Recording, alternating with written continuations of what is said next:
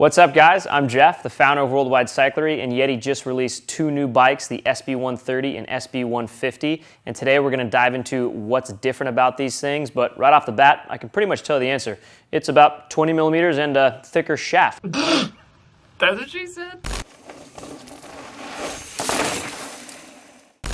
So if you're not familiar with these new bikes, the SB130 and the SB150, Yeti just released them, I think, end of August and early September. We actually went out to the Yeti Cycles headquarters in Golden, Colorado and got to check these things out and made some really cool videos about all the new 2019 Yetis, including the launch of the SB150. So check that video out if you haven't seen it. And then also check out, we did a separate release video on the SB130 a couple weeks after. So these are the two new premium bikes that Yeti's come to market with, and man, they're absolutely amazing. Those other videos I mentioned will tell you all about that and talk about each bike individually and all the other ones that Yeti released for 2019. But these things have been sort of the talk of the town right now in the high-end mountain bike world because they look amazing and they're really sort of on the cutting edge of modern geometry when it comes to that shorter offset fork, slacker head angle, longer wheelbase, steeper seat tube angle. I mean, Yeti seemed to like hit every little thing everyone was looking for. They even managed to squeeze in water bottles on the frames, which was something in the past Yeti hasn't been able to do. So these two bikes, Yeti's lineup now is the SB100, SB130, and SB150. So mountain bikes in general can give you decision paralysis if you're trying to figure out which one to buy. If you're thinking, you know, do I need a cross-country bike or an enduro bike or a downhill bike or a trail bike or one that's blended in between all of them, it definitely can get confusing and hard to figure that out. And we're going to talk about the difference between these particular two bikes, the 130 and the 150, because there's probably a lot of people out there, maybe you if you're watching this, that's considering getting one of these bikes and really wondering which one you should buy, because they're both very similar and there's less difference between these two bikes than there was in the previous year models Yeti's had, the 4.5 and the 5.5, and those were a lot more different than these two are. The 4.5 was 4.5 inches of travel in the back. It had a Fox 34 fork up front, and then the 5.5 was 5.5 inches of travel and had a 36. So there was a pretty significant weight difference, and there was just a lot of differentiation between those two models, whereas the 130 and the 150 are much more similar. So obviously you have the 130 means 130 millimeters of travel, 150, 150 millimeters of travel, so 20 millimeters more travel in the back, and then it's the same thing with the forks as well. But these are both coming with Fox 36s. So Fox 36s, you know, obviously they're the same weight, even though this one on the 150's got a little more travel, the weight of the fork is the same. These shocks are different on these things though. So the 150 comes with the Fox Float X2, which is this shock that you see right here. There is a couple build kits of the 150, I believe the GX and GX Comp build kit that come with the Float DP X2, which is what's coming on all of the SB130s. So there's definitely a weight difference between the two shocks and also an adjustability difference. So if you're looking at frame to frame, the price difference, a lot of it has to do with the shock. That's a more expensive shock, and it's got more adjustment to it.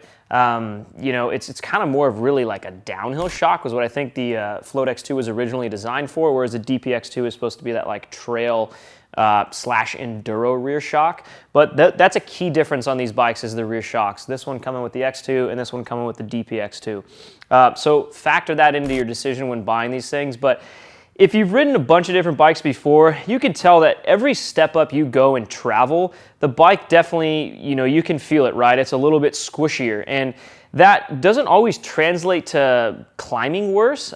Both these things have really steep seat tube angles and the Switch Infinity Link on them. They climb astonishingly well, and the body position on them is awesome. So climbing wise, although this has more travel, you're not really gonna notice it all that much. The 150s typically are about 1.5 pounds heavier than the 130s. If you're comparing like the same exact build kits or frame to frame, it's about 1.5 pounds difference roughly depending on the exact build kit. But where that weight is, there's obviously a little bit more carbon in the 150. It's a burlier frame, and then of course a lot of that weight's coming from the rear shock. So the 150 is a little bit heavier, a little bit more travel than the 130. But don't let that, you know, turn your brain and make you think that it climbs a lot worse, because it still does climb incredibly well. Both of these bikes do, and they are really similar in weight range.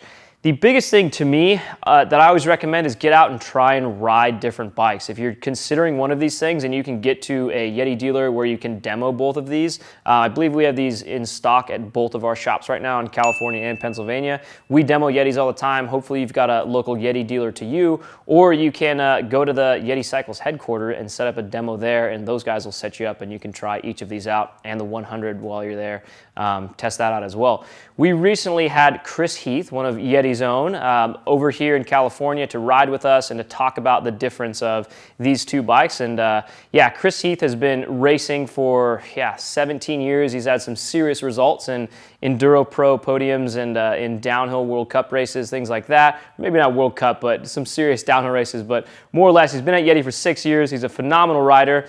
Just watch this guy ride his bike.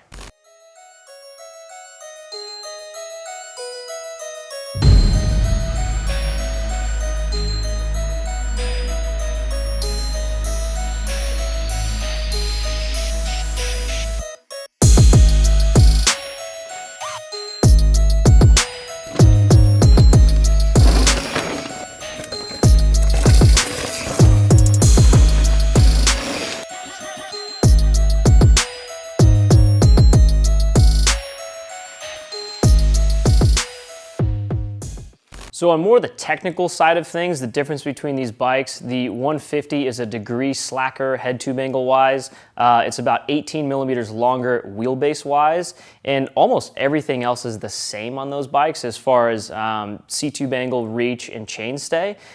There is going to be a link below to a blog post that has all the geometry charts and all the specs of both of these bikes side by side, so you can compare them that way. But again, most of this really just has to do with the feel. So a little bit lighter on the 130, a little bit less travel. And when you go less travel, your bike definitely feels less squishy. I know that's kind of a weird word to use, but the way you pump that thing into corners and how stiff the suspension is and just the feeling of the bike changes a lot as you get more travel, and it gets more capable with more travel, but it also absorbs a lot more. It's kind of a hard thing to explain, but I'm sure if you're watching this video, you've probably ridden bikes in different travel ranges. So just consider that when you're looking at both of these bikes. And for me personally, the 130 is pretty amazing, right? Most of what I'm riding is, cross country / trail, maybe a little bit enduro style stuff there. And the 130 is extremely capable, and I love all that stuff with it. When I go to the bike park like Big Bear, Mammoth, or Whistler, I'm gonna take a downhill bike with me. So I don't really need a bike that does both. If you're the type of rider who is riding a bike park all the time on the same bike that you're riding your local trails on, the 150 might make a lot more sense. So check out some riding footage of these bikes right now, side by side on a super burly rocky trail out here in Southern California. That's in Agora. Trail's called Suicide. It's kind of a famous trail out here. But we got Chris Heath from Yeti riding alongside of our head mechanic here, Liam Woods, and you can see what these bikes look like side by side on the trail.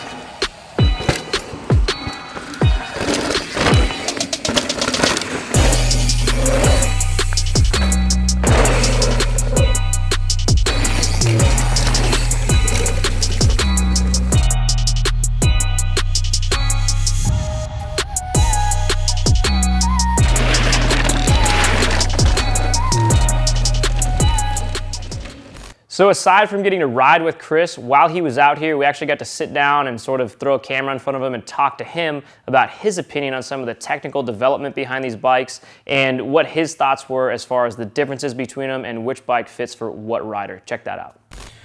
What is your personal favorite thing about the new 130 and 150? Water bottle? Water bottle is awesome. You know, I mean, we obviously make the enduro bib, and we give that a quick plug right there. 3 pockets in the back, throw your bottle in there, throw your snacks on the side. So that was always, you know, I'm always a big proponent of that for sure. Yeah, nice. Water bottle is great in the front try. I think that's what a lot of people are looking for. So we're happy to, you know, check that box for sure. I'd say just how comfortable you feel on the bikes when you hop on them. You know, they feel distinctively Yeti. Yeah. Which I think is a unique feeling. Obviously, Switch Infinity has a lot to do with that.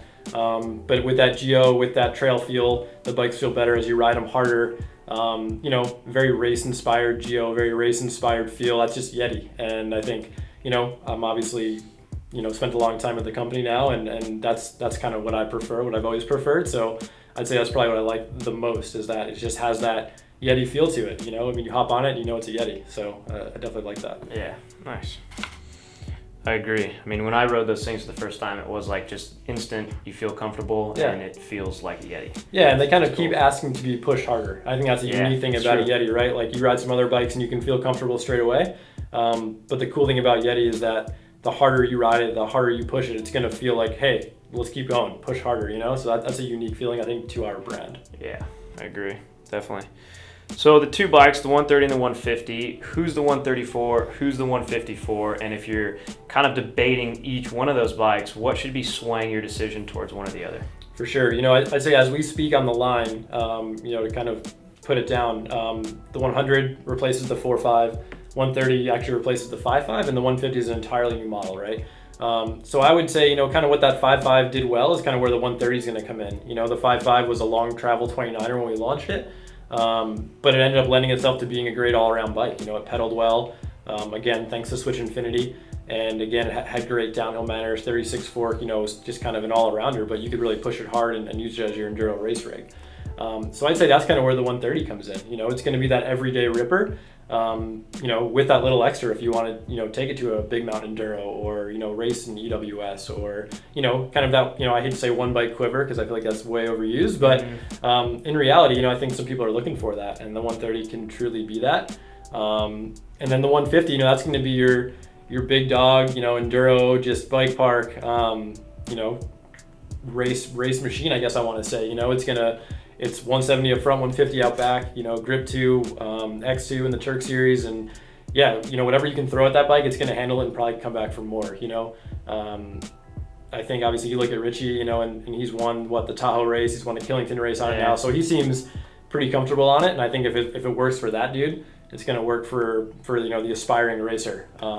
So for sure, that's kind of where that bike slots in. I don't want to downplay its climbing capabilities. You know, 77 degree sees you on both those bikes, but especially the 150, man, that thing gets up the hill. Yeah, so again, when I rode it. Yeah, so again, if you're like, you know, if you lean more towards that side of the spectrum where you're like, you know, I'm a racer, I really want the most aggressive trail bike I can get in the 2.9 wheel, but still need to climb it all day, you know, the 150 is your ticket. So, you know, I think the bikes are definitely different, but do a lot of the same things well. Mm-hmm.